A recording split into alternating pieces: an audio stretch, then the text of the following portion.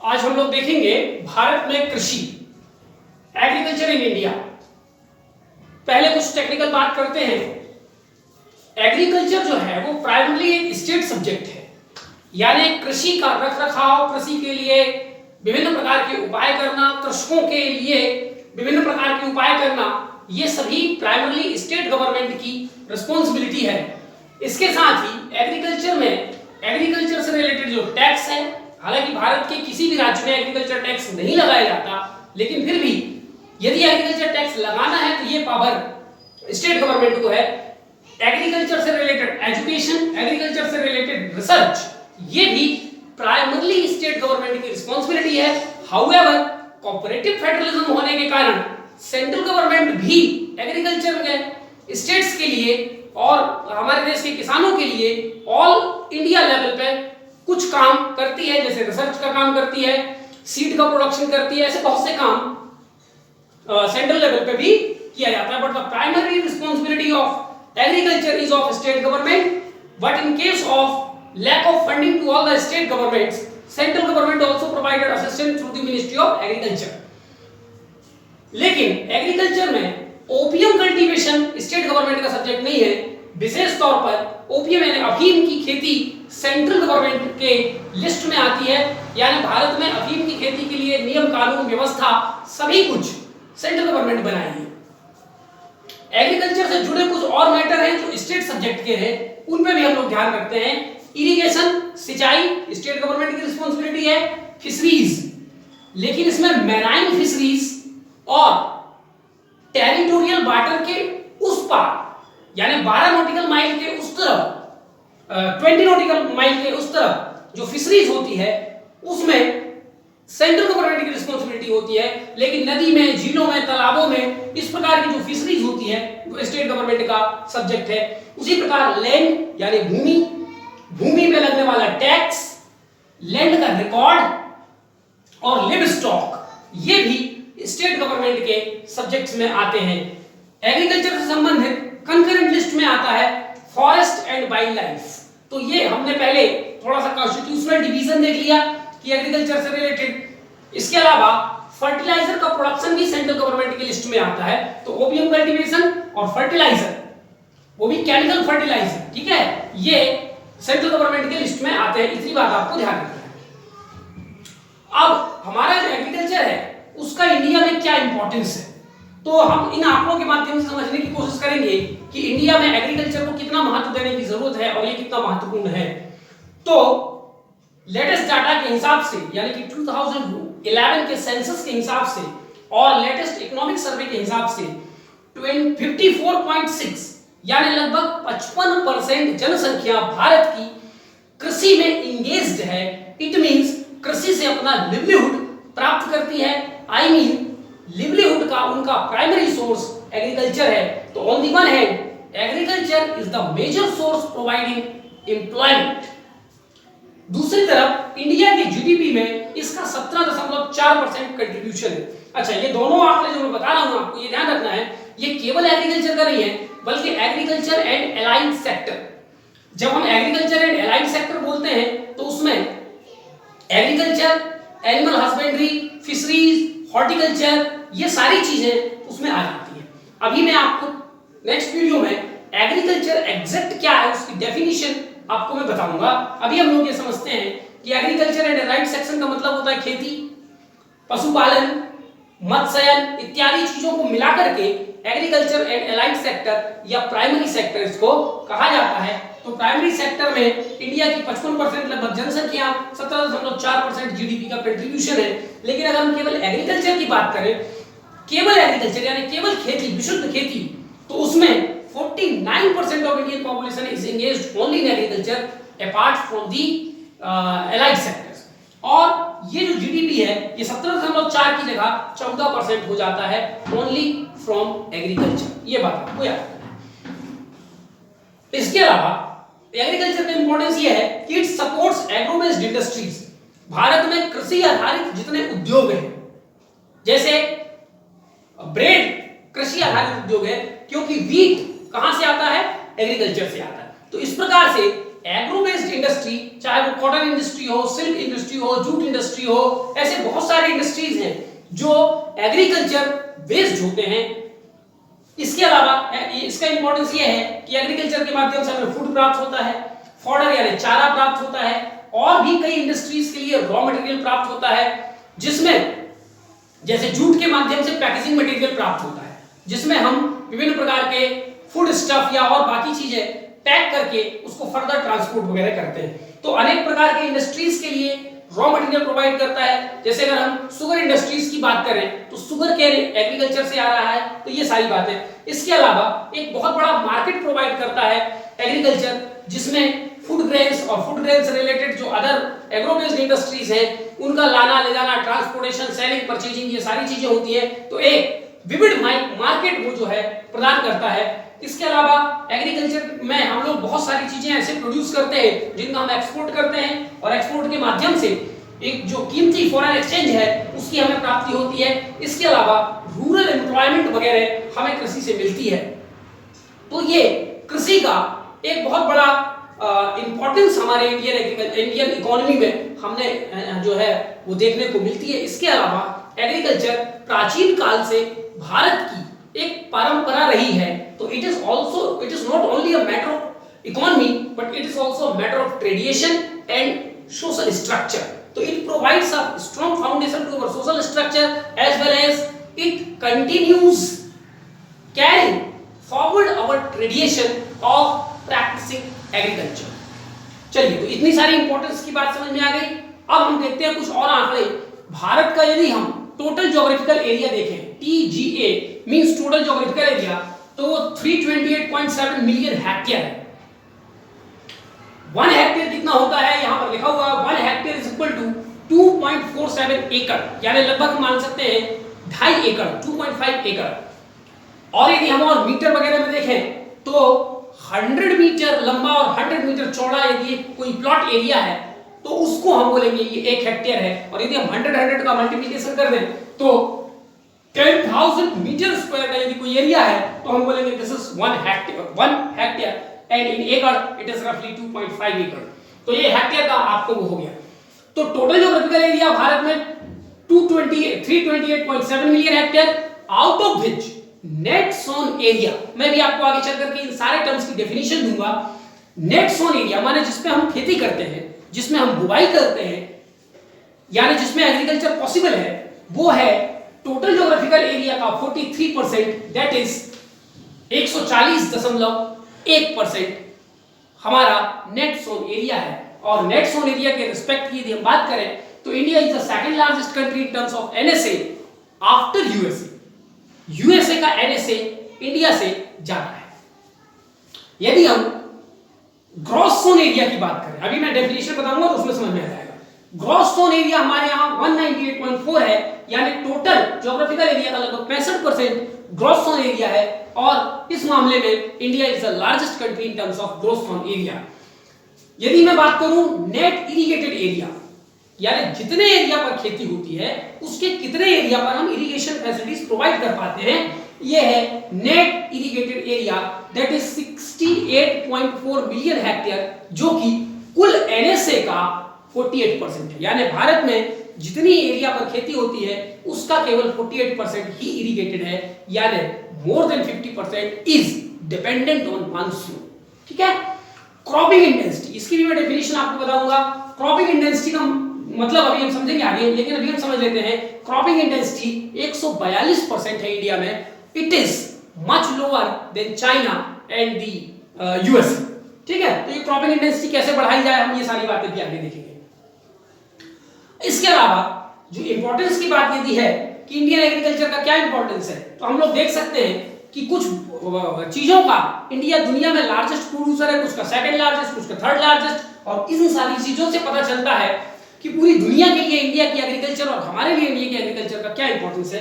तो India is largest producer of mango, banana, watermelon, peas, papaya, cassava, pomegranate, cashew, millets, mills माने मोटे अनाज, ज्वार, बाजरा एक्सेट्रा, स्पाइसेस, मसाले, मिल्क यानी दूध, पल्सेस, दालें, ड्राई बीन्स, जूट, जिंजर, और भी कुछ चीजों के होंगे, but these are the major commodities of which India is largest producer. ये सब एग्रीकल्चरल प्रोड्यूस की बात हो रही है। इसके अलावा तो अब आप देख सकते हैं कि इतने सारे आइटम्स का इंडिया लार्जेस्ट प्रोड्यूसर है, तो we should keep continue our agriculture so that we can earn foreign exchange by exporting these items and also we will be able to fulfil our food needs and protein needs of our people through various type of fruits and crops. Now, India is second largest producer of total vegetable. Individual में हम लोग कुछ है जैसे cauliflower के हम लोग largest producer है, ठीक है। इसके अलावा यदि हम बात करें टोटल वेजिटेबल के हम सेकंड लार्जेस्ट प्रोड्यूसर है। उसी प्रकार हमने कुछ फ्रूट्स के नाम ऊपर देखे, लेकिन यदि हम टोटल फ्रूट की बात करें तो टोटल फ्रूट में हम लोग सेकंड लार्जेस्ट प्रोड्यूसर है। Fishes, total fishes, marine fishes plus fresh water fishes में हम सेकंड लार्जेस्ट प्रोड्यूसर है आफ्टर चाइना। वीट में हम सेकंड लार्जेस्ट प्रोड्यूसर है। फर्स्ट कौन है वो भी हम आगे देखेंगे। तो वीट में हम सेकंड लार्जेस्ट प्रोड्यूसर है। राइस में हम सेकंड लार्जेस्ट प्रोड्यूसर है। Groundnut, sugar cane, T, potato, onion, cotton, cattle, got, silk. Got माने बकरी, सिल्क यानी रेशम, कैटल यानी कुछ पशुओं को मिलाकर के कैटल कहा जाता है, उसकी भी मैं डेफिनेशन अभी आपको आगे समझाऊंगा, ठीक है। तो इस प्रकार से ये सेकंड लार्जेस्ट प्रोड्यूसर है। यदि हम थर्ड लार्जेस्ट प्रोड्यूसर की बात करें तो दुनिया में हम मस्टर्ड के, टोबैको के, एग्स के, फर्टिलाइजर के और भेड़ों की जनसंख्या में भी हम तीसरे नंबर में आते हैं। चौथे नंबर में India is largest producer of rubber. पांचवें नंबर पर लार्जेस्ट प्रोड्यूसर ऑफ टर्मेरिक। छठवें नंबर पर largest producer of chicken and meat and seventh number पर लार्जेस्ट प्रोड्यूसर ऑफ कॉफी। तो इन आंकड़ों से पता चलता है कि how important is Indian agriculture, ठीक है। यहां तक हमने समझ लिया। इसके बाद हम देखते हैं इंडियन एग्रीकल्चर की कुछ विशेषताएं हैं जो हमें दूसरी दुनिया, किसी और दुनिया माने कि जो अदर डेवलप्ड कंट्री वगैरह है उनके एग्रीकल्चर से हमारी एग्रीकल्चर किस तरह डिफरेंट है। तो चलिए हम लोग फीचर्स पे बात करते हैं। इंडियन एग्रीकल्चर का पहला फीचर है, हमारी जो एग्रीकल्चर है वो सबसिस्टेंस टाइप एग्रीकल्चर है। सबसिस्टेंस टाइप का मतलब होता है जीवन यापन लेवल की कृषि। माने हमारे यहाँ जो कृषक कृषि करते हैं उनका उद्देश्य उन प्रोडक्ट्स को जो एग्रीकल्चर से प्राप्त हुआ है उनको बेच करके कोई कॉमर्शियल नीड को फुलफिल करना नहीं होता, बल्कि वो उतना ही उपजाने पर ध्यान देते हैं जितने में साल भर की उनकी फूड रिक्वायरमेंट पूरी हो जाए। ये एक बहुत बड़ा ड्रॉबैक है इंडियन एग्रीकल्चर का। यदि हम सबसिस्टेंस के साथ साथ कुछ कॉमर्शियल एग्रीकल्चर भी करने लगे तो हमारी एग्रीकल्चर और ज्यादा डाइवर्स और ज्यादा कंट्रीब्यूटिंग हो सकती है। तो सबसिस्टेंस टाइप का एग्रीकल्चर है हमारे यहाँ। दूसरी जो हमारे यहाँ की फीचर है वो हाईली डिपेंडेंस ऑन मानसून है। हमने देखा कि 48% ही नेट सोन एरिया है का जो 48% है वही इरिगेटेड है, यानी more than 50% is also still dependent on monsoon. यानी मानसून अच्छा रहा तो एग्रीकल्चर अच्छा होगा, एग्रीकल्चर अच्छा रहा तो हमारी एग्रो बेस्ड इंडस्ट्री और बाकी इंडस्ट्री अच्छी होंगी, और इंडस्ट्री अच्छी रही तो सर्विस सेक्टर अच्छा रहेगा। यानी कुल मिला के अगर मानसून अच्छा है तो हमारी पूरी इकोनॉमी अच्छी होगी, और मानसून अच्छा रही है तो इकोनॉमी हमारी खराब हो जाती है। इसीलिए कहा गया है कि monsoon is the Gamble of Indian economy, ठीक है। इंडियन इकोनॉमी का सट्टा है मानसून। सट्टा यदि लग गया इट्स गुड, नहीं लगा इट्स बैड। इसके अलावा तीसरी जो हमारी विशेषता है इंडियन एग्रीकल्चर की वो है pastoral form of agriculture. Pastoral माने पिछड़ा हुआ है, परंपरागत तरीके का है। हमारी एग्रीकल्चर में छोटे छोटे खेत होते हैं, एनिमल्स की उसमें जो है ज्यादातर कंट्रीब्यूशन होता है, फैमिली के लोग ही मिलकर के एग्रीकल्चर करते हैं, कॉमर्शियल एग्रीकल्चर की कमी है। तो इस प्रकार के एग्रीकल्चर को जो काफी पिछड़ा हुआ होता है, केवल सबसिस्टेंस लेवल का होता है, उसको हम पेस्टोरल फार्मिंग या पेस्टोरल फॉर्म ऑफ एग्रीकल्चर कहते हैं। चौथी जो हमारी विशेषता है कि हम लोग किसी पर्टिकुलर 2-3 प्रकार के क्रॉप्स ही नहीं उगाते, बल्कि variety of crops from fruits से लेकर के फूड ग्रेन्स, मिलेट्स, विभिन्न फॉडर, विभिन्न प्रकार की फसल हम उगाते हैं। और उसके पीछे जो कारण है वो इंडिया की टोपोग्राफी और इंडिया की क्लाइमेट है, जिसमें हम लोग इसके पहले पढ़ चुके हैं कि रफली all the climates and all the type of topography is available in India. It is a unique feature of India. That's why जब सभी प्रकार के क्लाइमेट, सभी प्रकार की टोपोग्राफी, हिल भी है हमारे यहाँ, प्लेट्यूज भी है हमारे यहाँ, मैदान भी है हमारे यहाँ, एलुवियल सॉइल भी हमारे यहाँ, ब्लैक सॉइल भी हमारे यहाँ, लेटरॉइड सॉइल भी हमारे यहाँ, इक्वेटोरियल टाइप की क्लाइमेट भी हमारे यहाँ, मानसून टाइप की क्लाइमेट भी हमारे यहाँ, टैगा टुंड्रा टाइप की क्लाइमेट। तो जब इतनी वैरायटी है तो ऑब्वियसली क्रॉप्स में भी वैरायटी पाई जाएगी। लेस मैकेनाइजेशन हमारी एग्रीकल्चर की एक विशेषता ये भी है कि हम लोग ज्यादा यंत्रीकरण पर बल नहीं देते। यंत्रीकरण माने ज्यादा मशीनों का प्रयोग एग्रीकल्चर में नहीं होता। ट्रैक्टर, थ्रेसर और भी कई प्रकार के उपकरण जो आते हैं, ट्रिलर, ऐसे कई प्रकार के उपकरण आते हैं जिनका उपयोग भारतीय कृषि में अभी बृहद रूप से नहीं होता।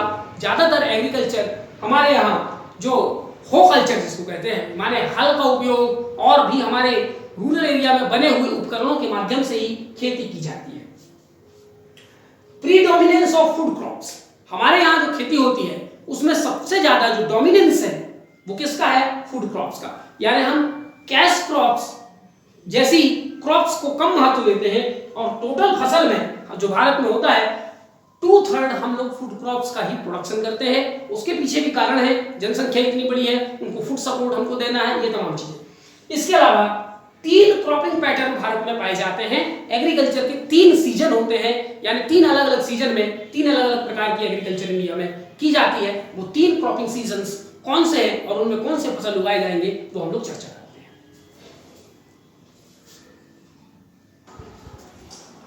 तो इंडिया में 3 क्रॉपिंग सीजन पाए जाते हैं, खरीफ, राबी और जायद। खरीफ क्रॉप्स को हम लोग ट्रॉपिकल क्रॉप्स भी कहते हैं। ये सीजन है, खरीफ सीजन, और उस सीजन में जो क्रॉप्स बोए जाते हैं उनको हम खरीफ क्रॉप्स कहते हैं। तो जिस सीजन में खरीफ क्रॉप्स बोए जाते हैं उन्हीं क्रॉप्स को ट्रॉपिकल क्रॉप्स भी कहते हैं, समर क्रॉप्स भी कहते हैं या मानसून क्रॉप्स भी कहते हैं। और ये जो फसलें होती है ये मई और जून महीनों में बोई जाती है और हार्वेस्ट माने उसकी कटाई सितंबर अक्टूबर के महीने में की जाती है। इस सीजन में जो फसलें बोई जाती है उसकी खासियत ये होती है कि it requires plenty of water, यानी काफी मात्रा में पानी चाहिए। अर्थात ये खेती उन क्षेत्रों में की जाती है जहां पर या तो मॉइस्चर को रिटेन करने वाली सॉइल जैसे कि एलुवियल सॉइल पाई जाती हो, ब्लैक सॉइल पाई जाती हो जो मॉइस्चर को लंबे समय तक रिटेन कर सके, और दूसरा ऐसे क्षेत्र में ये खेती की जाती है या ये वाली क्रॉप्स बोई जाएंगी जहां पर 200 सेंटीमीटर के आसपास बारिश होती हो। तो it requires plenty of water and long hot weather, यानी हाई टेम्परेचर चाहिए। टेम्परेचर भी लगभग 25 डिग्री से प्लस होना चाहिए और रेनफॉल भी 200 सेंटीमीटर से प्लस होना चाहिए। ऐसे सीजन में जो ही कि हमारे यहाँ मई से जून के आसपास, यानी पूरा समर सीजन और मानसून सीजन जो होता है हमारे यहाँ, उसमें इस प्रकार की फसल बोई जाती है। अब इस सीजन की जो इंपॉर्टेंट फसलें भारत में बोई जाती हैं, पैडी यानी धान, शुगर केन, गन्ना, मेज यानी मक्का, ज्वार, बाजरा, कॉटन, कपास, पल्सेस यानी दाल, ग्राउंडनट, मूंगफली, soybean, sunflower, T, coffee, rubber, सेसम यानी तिल, रागी, अरहर, इसको तूर भी कहा जाता है, ठीक है, या इसके अलावा इसको येलो ग्राम भी कहते हैं, ठीक है। तो मूंग, उड़द, नाइजर सीड एटसेट्रा, इतने सारी ये जो फसलें हैं खरीफ सीजन की फसलें हैं। अभी मैं आपको ये ध्यान रखना है कि मैंने जिसमें अंडरलाइन किया हुआ आपको दिख रहा होगा, जैसे मैंने अंडरलाइन किसमें किया है मैं दोहरा देता हूं। अंडरलाइन है पेडी में शुगर केन, ज्वार, बाजरा, कॉटन, ग्राउंडनट, सेसम, रागी, अरहर, मूंग, उड़द, नाइजर सीड। ये जिनमें अंडरलाइन किया है ये वे खरीफ क्रॉप्स हैं जिनमें सरकार एमएसपी डिक्लेयर करती है। तो कई बार परीक्षा में पूछा जाता है कि इनमें से किस फसलों को एमएसपी डिक्लेयर की जाती है, किन में नहीं की जाती। तो यदि हम टोटल काउंटिंग कर लें तो ये तो सारे खरीफ क्रॉप्स हैं, कितने खरीफ क्रॉप्स की एमएसपी डिक्लेयर की जाती है? 1 2 3 4 5 6 7 8 9 10 11 12। तो जितने खरीफ क्रॉप्स हैं उनमें से 12 खरीफ क्रॉप्स की एमएसपी डिक्लेयर की जाती है, ठीक है। 12 में 14 होना चाहिए। 1 2 3 4 5 6 7 8 9 10 11 13 है। एक कोई और छूटा है, अभी हम लोग उसको बाद में देखेंगे। लेकिन जितने भी खरीफ क्रॉप्स हैं उनमें से 14 खरीफ क्रॉप्स की एमएसपी सरकार डिक्लेयर करती है, ठीक है। एक और कौन सा छूटा है कि मैं याद आएगा। तो एमएसपी के टोटल एमएसपी जो डिक्लेयर की जाती है वो 25 आइटम की डिक्लेयर की जाती है, ध्यान रखिए, ठीक है। और agriculture cost and production commission द्वारा जो है एमएसपी तय की जाती है। एमएसपी के बारे में बाद में चर्चा करेंगे, लेकिन अभी हम आपको ध्यान रखना है टोटल 25 आइटम की एमएसपी डिक्लेयर की जाती है, जिनमें से 24 आइटम जो है वो खरीफ क्रॉप्स के हैं, 7 आइटम हम लोग देखेंगे विंटर क्रॉप्स के या रबी क्रॉप्स के होते हैं। खैर अभी हम बात करते हैं रबी क्रॉप्स। रबी क्रॉप्स को हम लोग विंटर क्रॉप्स या टेम्परेट क्रॉप्स भी कहते हैं, और इस समय में जो फसलें बोई जाती है it requires less water and cold weather, यानी 100 सेंटीमीटर के आसपास या उससे ज्यादा यदि वर्षा है ऐसी जगहों में 100 से 125 सेंटीमीटर रेनफॉल वाले जगहों में ये एग्रीकल्चर की जा सकती है। और टेम्परेचर अगर 18 डिग्री के आसपास भी है तो ये एग्रीकल्चर आराम से की जा सकती है।